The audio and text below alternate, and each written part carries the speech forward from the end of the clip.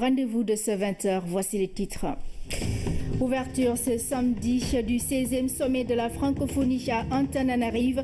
Le président Macky Sall y a pris part. Dans son discours, il a évoqué les défis sécuritaires et environnementaux qui interpellent la communauté francophone. Ces dernières semaines, l'actualité a été fortement secouée par des meurtres en série au Sénégal, ce qui a suscité l'indignation générale. Quelle explication à ce phénomène? La réflexion est posée dans le dossier du jour. Dans l'actualité également, le décès de Fidel Castro, le père de la révolution cubaine, s'est éteint à la Havane à l'âge de 90 ans. Des réactions sur son legs dans ce journal. Madame, Monsieur, bienvenue. Tout de suite, direction Antananarive, où le chef de l'État, Macky Sall, a pris part ce samedi à l'ouverture du 16e sommet de la francophonie. Dans son allocution, le président Macky Sall a mis l'accent sur les défis auxquels la communauté francophone devrait faire face.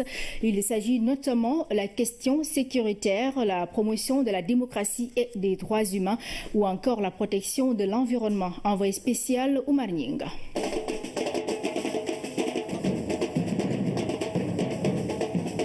Après le rendez-vous manqué de 2010, Madagascar tient enfin son sommet.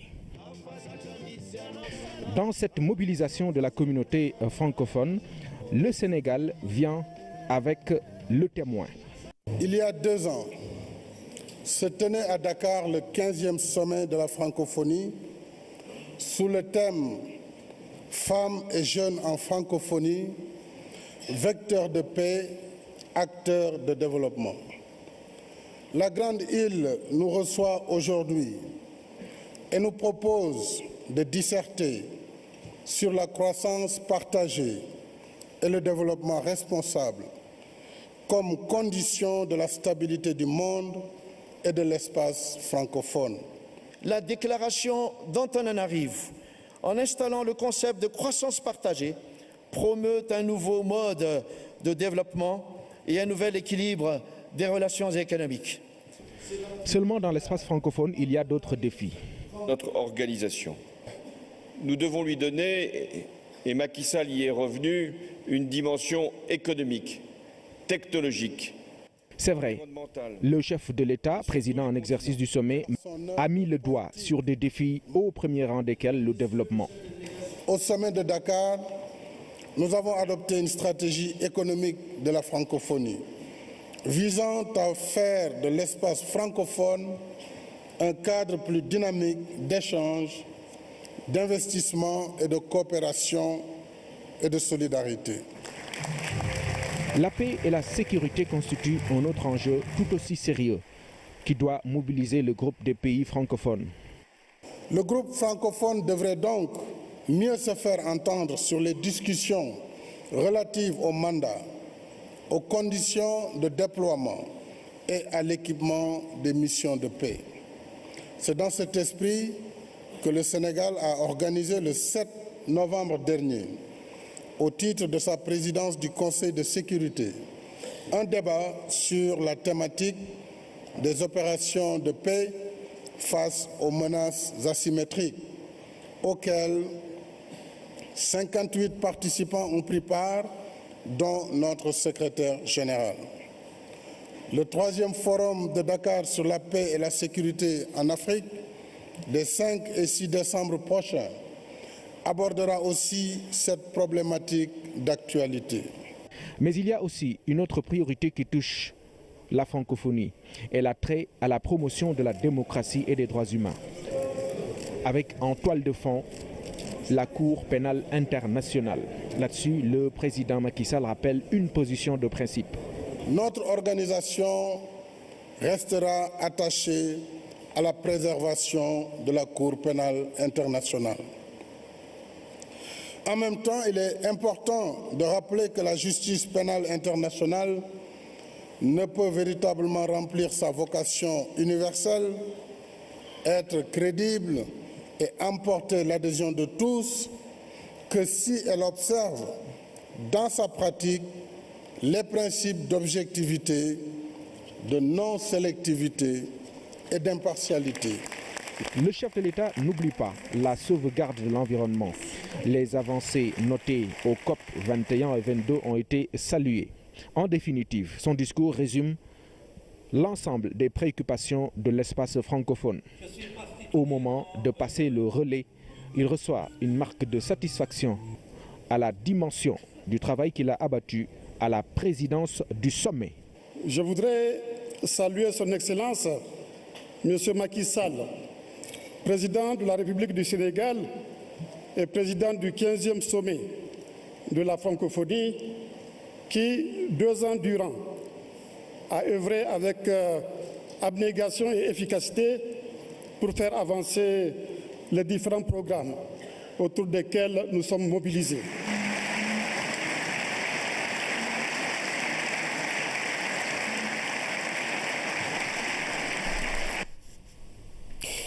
Nous restons à Antananarive. Dans son discours, le président de la République Macky Sall a également évoqué l'état de droit et le rôle de la Cour pénale internationale.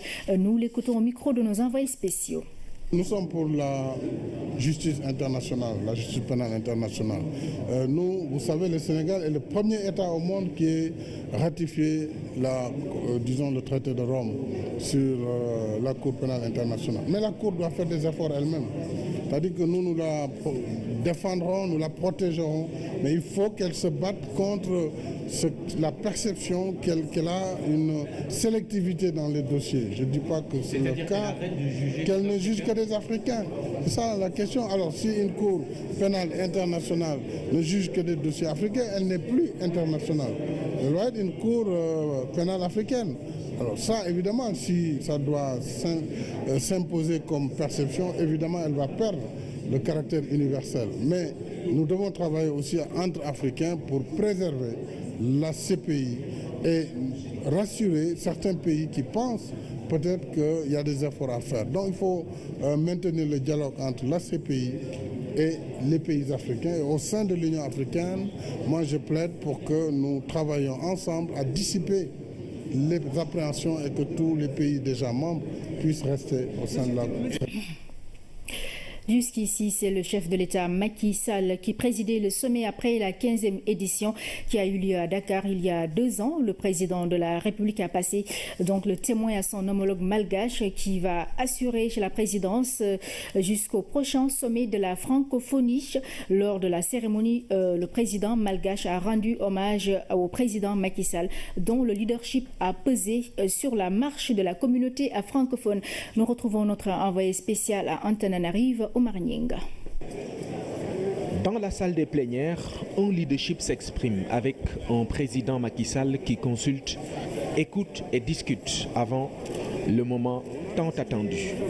C'est avec un très grand plaisir que je transmets maintenant les pouvoirs de la présidence de la conférence des chefs d'État et de gouvernement des pays ayant le français en partage à la République de Madagascar.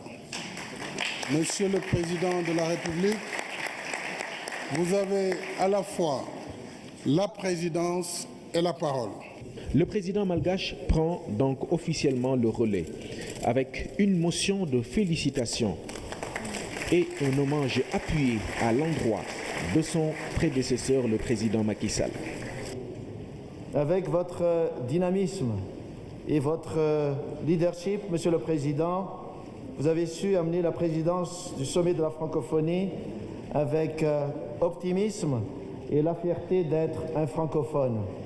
Chers frères, je voudrais saisir cet instant solennel pour vous féliciter pour les 2 années que vous avez passées à la présidence du sommet de la francophonie. Vous avez accompli un travail remarquable, ainsi qu'en témoigne l'agenda fort chargé du 15e sommet de la francophonie qui s'est tenu à Dakar au Sénégal en 2014. Sans être exhaustif, permettez-moi de citer à cet égard l'adoption du cadre stratégique de la francophonie pour la période 2015-2022, l'adoption aussi de la stratégie économique pour la francophonie, ainsi que l'adoption de la stratégie jeunesse pour la francophonie. Le président de la République a félicité son homologue malgache pour la parfaite organisation du sommet. Il a également réitéré ses remerciements aux chefs d'État et de gouvernement qui lui ont fait confiance pendant son mandat. Un grand merci également à Madame Michaëlle Jean, secrétaire générale de l'OIF, pour la dynamique et parfaite collaboration que nous avons eue pendant ces 2 dernières années.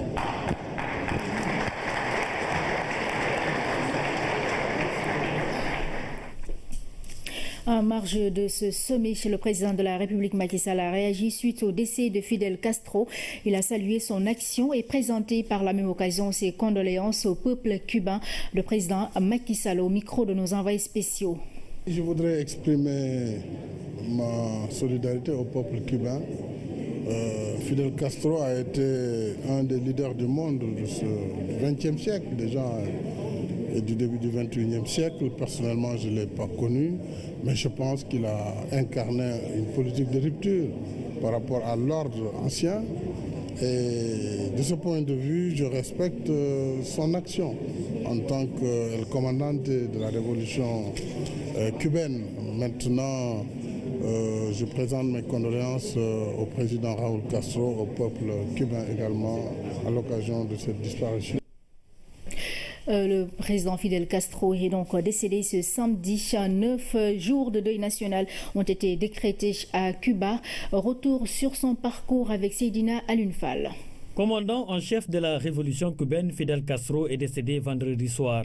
Fidel Castro avait abandonné en 2011 ses dernières responsabilités officielles en cédant son poste de premier secrétaire du Parti communiste de Cuba à Raúl, son frère. Sa disparition tourne définitivement la page de la guerre froide qui a mené le monde au bord du conflit nucléaire lors de la crise des missiles d'octobre 1962.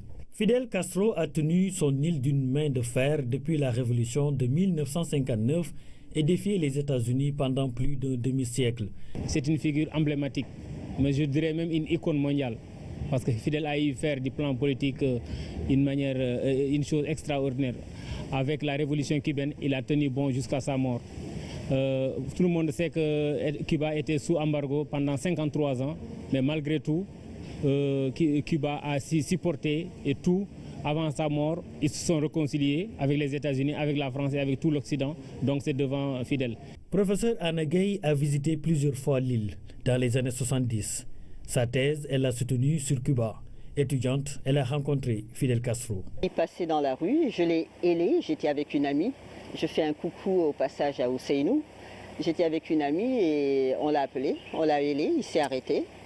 On est allé vers lui, on s'est présenté, que nous étions une délégation venant du Sénégal.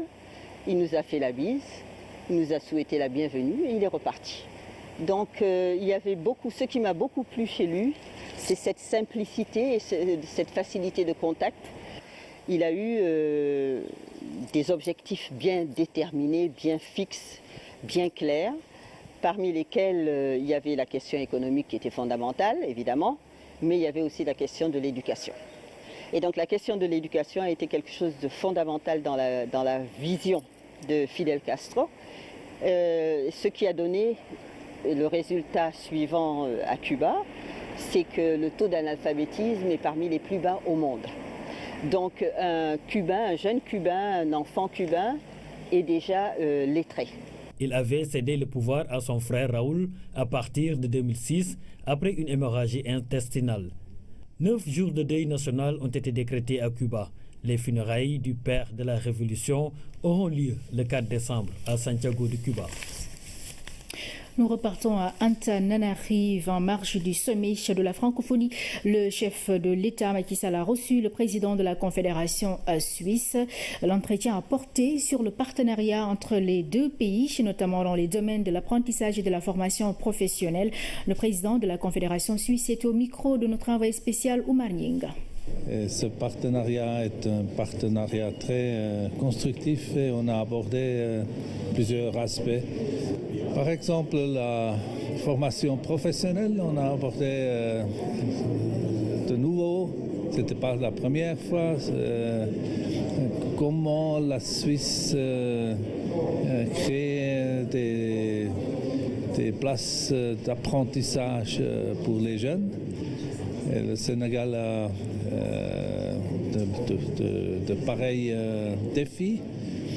Et pour trouver des solutions, on compare, on essaye de comprendre les atouts et les inconvénients. On ne peut pas copier, mais on peut discuter, on peut s'expliquer. Après, c'est l'expérience sur place qui compte. C'était un des aspects importants. À Antananarive, toujours, le président Macky Sall a également reçu le ministre de la Fédération de Wallonie à Bruxelles. Il dit beaucoup apprécier l'islam tel qu'il est pratiqué au Sénégal, une approche qui constitue un cas d'école. Nous l'écoutons au micro de Oumar Nying. Nous avons reparlé des valeurs de la francophonie. On s'est dit c'est pas seulement la langue, c'est aussi notre attitude par rapport à des situations. La Belgique francophone a été, comme l'Union européenne, secouée par des actes violents, radicaux. On sait que le Sénégal a, quant à lui, une approche qui est une approche du phénomène religieux qui est liée à des fraternités, à des confréries locales avec un ancrage qui nous intéresse en tant que cas d'école. Donc cette forme d'apaisement par une religion plus humaine, plus proche des gens, plus modérée, ça nous donne des choses à connaître. Marge du sommet de la francophonie, toujours, le président de la République a reçu l'assistant du président égyptien Ibrahim Malilab, une nouvelle fois a magnifié la coopération bilatérale. Il s'est dit fier des avancées notées au Sénégal sous l'impulsion du président de la République Macky Sall. Nous parlons dans notre sommet, cette fois-ci en Guinée équatoriale. Le président du Sud-Soudan, attendu à Dakar en décembre prochain, et ce qu'il a révélé, c'est que donc a révélé le Premier ministre Mohamed Boun Abdallah Dionne en marge du sommet afro-arabe tenu à Malabo en Guinée équatoriale. Le Premier ministre sénégalais lui a transmis à l'occasion un message de son homologue sénégalais à Macky Sall. Nous écoutons le Premier ministre. Le Sénégal, fidèle à sa tradition, a encore fait preuve d'une bonne politique en matière de diplomatie. À Malabo encore, le Sénégal s'est illustré à travers une belle représentation.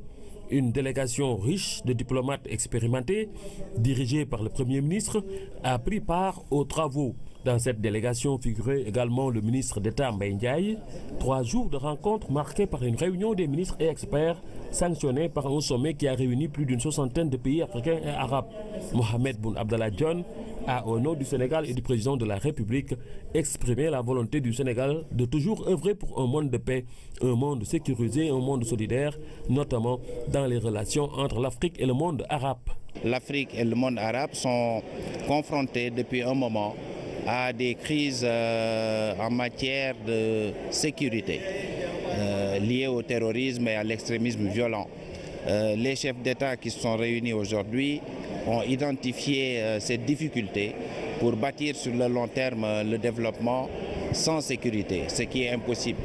D'où des mesures prioritaires qui ont été définies en matière également de coopération entre les différents États pour justement assurer ce premier palier, j'allais dire cette première exigence pour aller vers le développement et vers l'émergence, comme nous disons, au Sénégal. À Malabo, il s'agissait surtout de discuter de paix et d'économie durable, de coopération économique et surtout de la question de l'emploi des jeunes Africains. Un phénomène accentué par l'immigration non organisée, un fléau africain à freiner. Le sommet se tient à un moment où plusieurs jeunes Africains et plusieurs jeunes du monde arabe périssent malheureusement dans la Méditerranée. Pourquoi? Parce que nos économies, nos pays ne sont pas encore suffisamment résilients. Nos économies, nos pays ont besoin encore de travailler davantage leur processus de transformation structurelle, de faire davantage de croissance, mais de croissance inclusive, une croissance bâtie autour de l'essentiel qui reste l'emploi.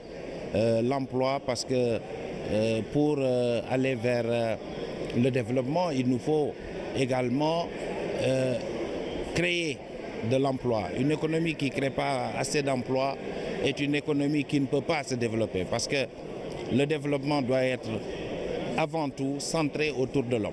Il faut donner du revenu aux populations et cela a été identifié comme également une contrainte forte. L'immigration clandestine. Le président Mohamed Abdel Aziz de la Mauritanie, nouveau président pour l'Afrique du cadre, a plaidé pour la mise en place de mécanismes forts pour l'éradiquer. Président du Tchad, co-président du sommet, Idriss Déby a relevé que les discours sont là, mais les résultats sont loin des attentes 40 ans après le premier sommet du Caire. Voilà, il s'agissait plutôt de la synthèse des travaux du 4e sommet afro-arabe tenu à Malabo en Guinée équatoriale avec notre envoyé spécial Mama Moussagnan. Nous allons à présent écouter le Premier ministre sur l'arrivée probable du président du Soudan à Dakar en décembre prochain. Il est au micro de notre envoyé spécial Mama Moussagnan. Je garde la primeur au président de la République, mais il s'agissait avant tout de parler également de paix dans la sous-région de l'Afrique de l'Est et il souhaitait également l'implication du président de la République justement dans ses efforts pour consolider la paix partout en Afrique.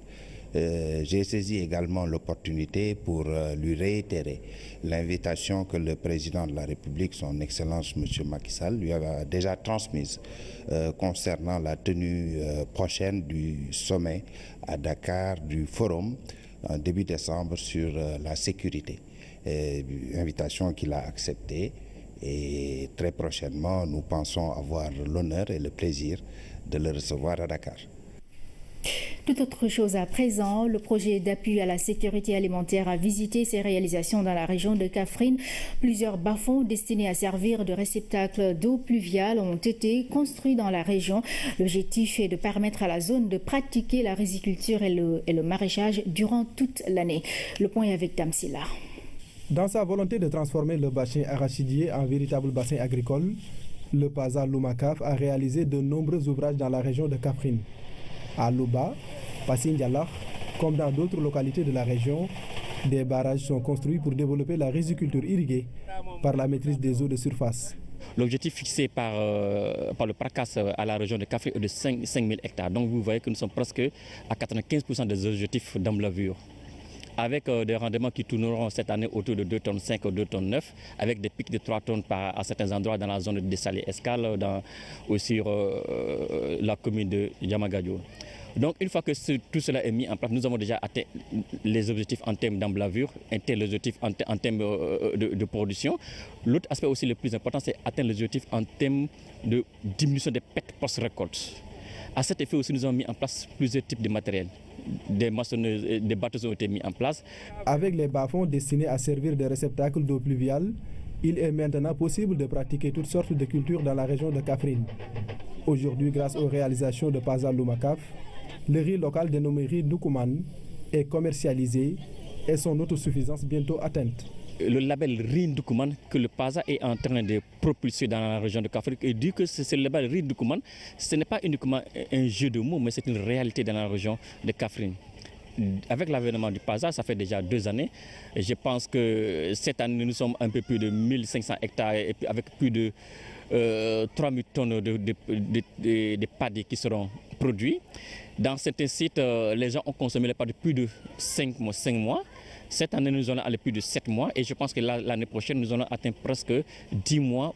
Le PASA Lumacaf ne se limite pas simplement à accompagner les populations de Kaffrine dans la pratique de la riziculture et du maraîchage. Il les appuie également dans le domaine de l'élevage pour l'atteinte de l'autosuffisance en viande. Des initiatives bien appréciées par les autorités de la région. Nous sortons de cette tournée très satisfaits par rapport aux réalisations effectuées sur le terrain et par rapport aux objectifs que le PASA est en train d'atteindre sur le terrain, ce qui concerne la contribution au plan Sénégal, à la réalisation du plan Sénégal émergent, mais également à la contribution à l'atteinte des objectifs en ce qui concerne l'autosuffisance en riz et l'autosuffisance en mouton. Le projet d'appui à la sécurité alimentaire dans les régions de Louga, Matam et Kaffrine vise l'accroissement de la productivité agricole dans ces 3 régions.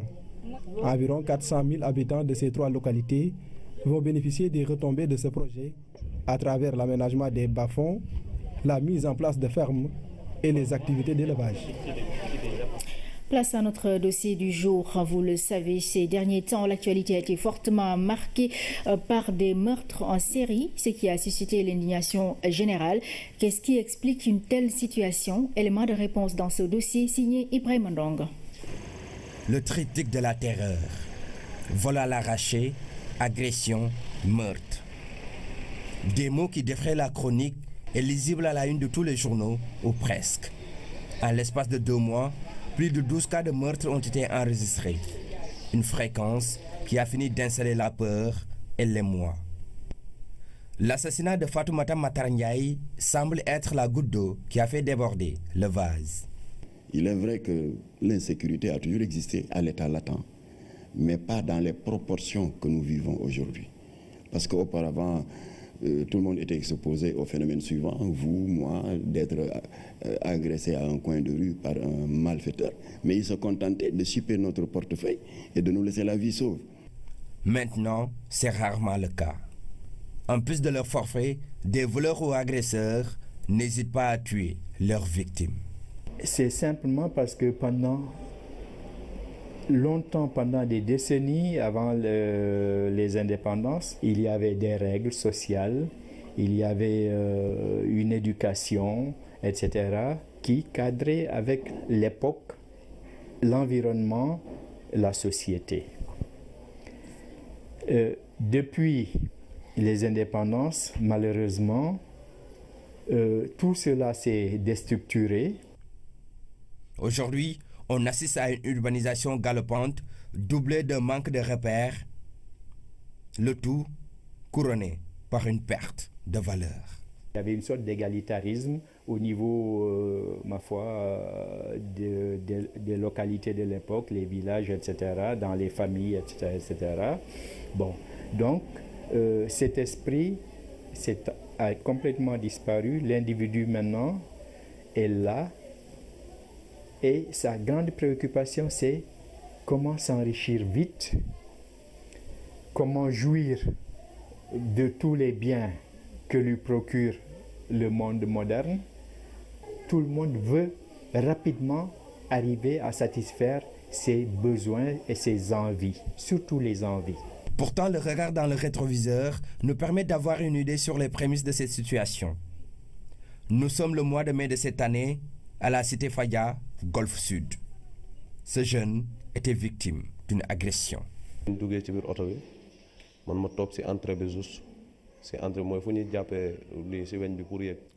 Lorsque nous sommes entrés dans le car rapide, je me suis juste assis à l'entrée. À un moment donné, 2 passagers se sont levés et ont brandi des couteaux. Ils ont ensuite dépouillé tous les passagers de leurs biens.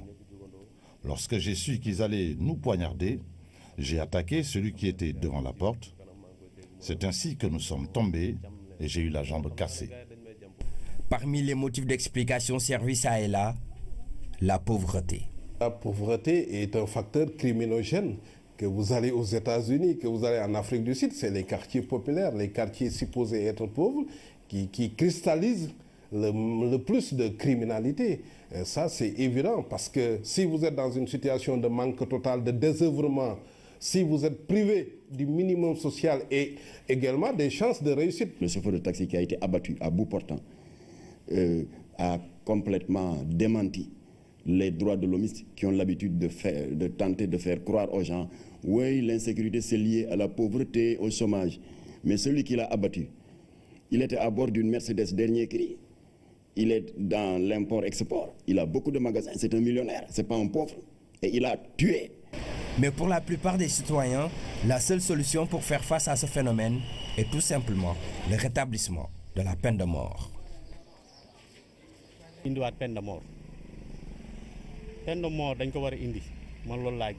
Avec l'insécurité qu'on constate aujourd'hui, il est impératif de ramener la peine de mort. Pour moi, c'est la seule solution pour juguler le phénomène de l'insécurité.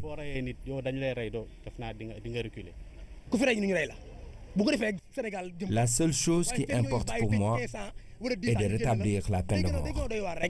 La peine de mort n'a jamais été une solution par rapport à une recrudescence de la criminalité ou une diminution de la criminalité. Nous avons fait des études, nous l'avons toujours démontré et nous avons surtout dit que l'état actuel, aussi bien de la constitution sénégalaise que des conventions internationales ratifiées par le Sénégal, ne lui permettent plus d'instaurer ou de maintenir la peine de mort dans son corpus législatif. Pour rappel, la peine capitale a été abrogée au Sénégal en 2004. Précision, même si elle est abolie, la perpétuité existe toujours au Sénégal. Question, faut-il rétablir la peine de mort? À vous de juger. Voilà pour le dossier du jour qui s'interrogeait sur la série de meurtres enregistrés ces derniers temps au Sénégal. Le Centre africain d'études supérieures en gestion, CESAG, a organisé ce matin une cérémonie de remise de diplômes. Des dizaines de récipiendaires de différentes nationalités ont reçu leur parchemin. Le président directeur général de Cofina, Jean-Luc Conan, a été le parrain de la manifestation. Compte rendu d'Amsila. Cette cérémonie de remise de diplôme a réuni les étudiants de la 9e et 10e promotion à MBA IP. Le parchemin vient sanctionner des années de formation en gestion et management. Il permet sans doute aux récipiendaires d'être mieux outillés afin de mieux gérer une entreprise. Les diplômés, d'abord, qui rentrent au MBA-IP sont d'abord des professionnels qui ont une première formation académique, mais aussi une première expérience professionnelle. Donc, ils viennent au CESAG pour avoir un complément de formation leur permettant d'être encore plus efficaces dans leurs organisations. Le Centre africain d'études supérieures en gestion CESAC, depuis sa création en 1985, ne cesse de participer à la formation des cadres et leaders du continent. Pour améliorer ses performances, il a noué un partenariat avec l'Université Paris-Dauphine. C'est une très grande fierté pour l'Université de la Sorbonne et pour ses partenaires de l'Université Paris-Dauphine d'apporter une pierre à ce programme, un programme qui est d'une très grande qualité. Le succès ne se dément pas. Et le parcours des diplômés témoigne effectivement de la rigueur de ce programme et de la rigueur du CESAC comme école partenaire. Les 9e et 10e promotions ont eu comparé M. Jean-Luc Conan, président directeur général de Cofina. Pour partager ses expériences avec les récipiendaires, il a animé une conférence sur le thème « Entrepreneur, intrapreneur, même objectif ». Pour moi, il est important, spécialement pour cette promotion, d'avoir une formation après avoir travaillé, parce qu'on a une meilleure capacité d'assimiler certaines choses. Il y a une maturité qui est là, qui n'est pas nécessairement présente dans les premiers cycles. Et donc je suis particulièrement heureux pour eux. Je leur ai donné quelques conseils par rapport à l'entrepreneuriat, qui étaient le respect, la rigueur, le service, la simplicité, l'innovation et la dernière, l'intégrité. Grâce à cette formation, cela m'a permis d'ouvrir ici un cabinet de conseil juridique. Et c'est avec plaisir que je voudrais bien aussi servir la population. Au pays aussi, je suis en collaboration avec des partenaires et je pense que cette formation que je viens d'avoir ici va me donner aussi l'occasion d'être encore performant au pays et partout en Afrique. Très heureux d'obtenir ce diplôme. L'heure est maintenant pour ces récipiendaires de pratiquer ce qu'ils ont longtemps théorisé. Diwan, c'est le titre de l'ouvrage de Mame Abdou Aziz Sy, traduit de l'arabe au français par le professeur Rawan Baye. Il comprend 3 parties consacrées au prophète Mohammed paix et salut sur lui, à la hiérarchie dans la voie tidjane et les directives pour les fidèles dans leur itinéraire vers Allah. L'ouvrage a été présenté ce matin. Compte rendu Ndeye Aïdeja. Diwan renferme tous les écrits de feu Mame Abdou Aziz Sy Dabakh durant ses 40 ans de khalifa. C'est le 2e ouvrage du 4e khalife général des Tidjanes, traduit par professeur Rawan Baye après Jawahir Mahani. Nous avons fait le collecte et la publication initiale de la version originelle en arabe et publiée en 2002. Mais depuis, nous avions pensé devoir entreprendre la traduction en français, ce que nous avons terminé il y a quelques années, durant lesquelles nous nous étions occupés de la traduction de Jawahirul Mani. Mais depuis que nous avons terminé et présenté ici dans cette salle même Jawahirul Mani en 2011, nous avons repris la traduction du Diwan nous l'avons achevé. Cette œuvre est dotée d'instruments de recherche pour saisir la portée de la pensée religieuse de Serigne Abdoul Aziz Sy Dabakh. Diwan comprend 3 parties. El Hadji Abdoul Aziz, c'est un homme de Dieu profondément mystique. Donc nous lui avons consacré un tome qui fait 1000 et quelques pages. C'est l'essentiel de son œuvre.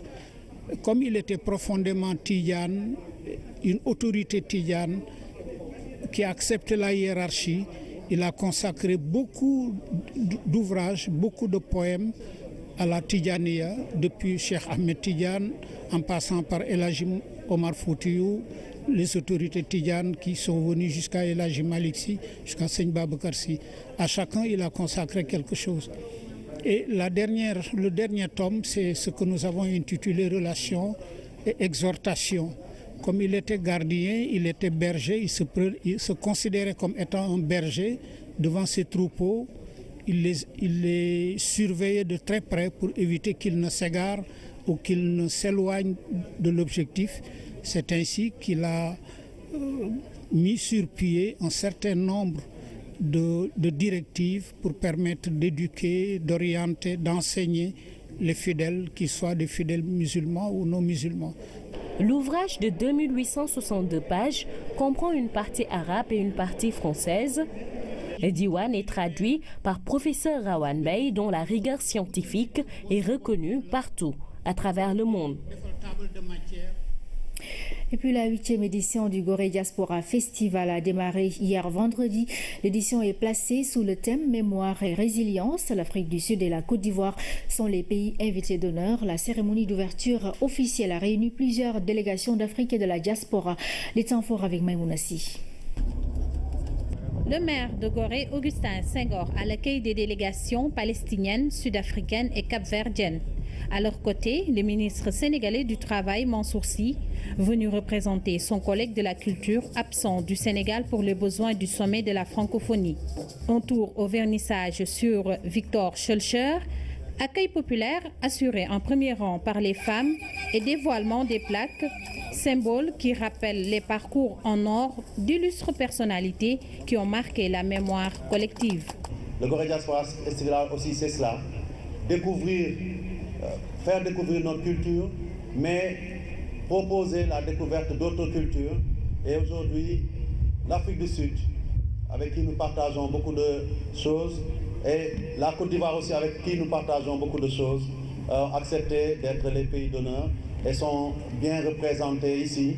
Et je dois dire qu'on le sait, nous tous qui avons grandi ici, on se souvient de la visite mémorable du président Houphouët-Boigny que nous avons tenu à honorer tout à l'heure, mais aussi la visite de Nelson Mandela est restée dans tous les esprits. Autant de célébrités qui ont marqué le monde et surtout leur nation, notamment l'Afrique du Sud, qui est le pays invité d'honneur aux côtés de la Côte d'Ivoire. Le gouvernement sud-africain, à travers le Conseil national des arts, a envoyé une trentaine des artistes sud-africains de talent qui vont se produire et présenter ces œuvres durant le festival. Je voudrais tout simplement à ce micro, en m'adressant à vous, je vois toute réaction autour de vous, vous exprimer la reconnaissance de mon pays, la Côte d'Ivoire. Car c'est ici à Gorée que le président Félix Houphouët-Boigny, apôtre de la paix, à qui l'UNESCO a dédié le prix Houphouët-Boigny de la recherche de la paix, a fait ses humanités. Le ministre capverdien de la Culture a également fait le déplacement pour partager le message de paix des habitants de Cidade Verde, ville capverdienne jumelée à Gorée. Cette 8e édition du Gorée Diaspora Festival, placée sous le thème Mémoire et résilience, s'inscrit de plus belle dans la diffusion du message d'amour et de paix pour un monde meilleur. Je me réjouis de cette forte mobilisation des acteurs culturels, des artistes, des Goréens et de toute la population de la région de Dakar. Après les discours, place à l'ambiance.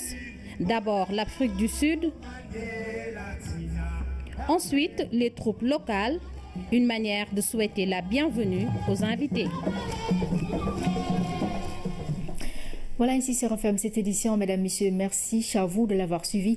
Vous pourrez retrouver un peu plus tard l'équipe du CICES pour le journal de la FIDAC. Très bonne soirée sur la RTS1.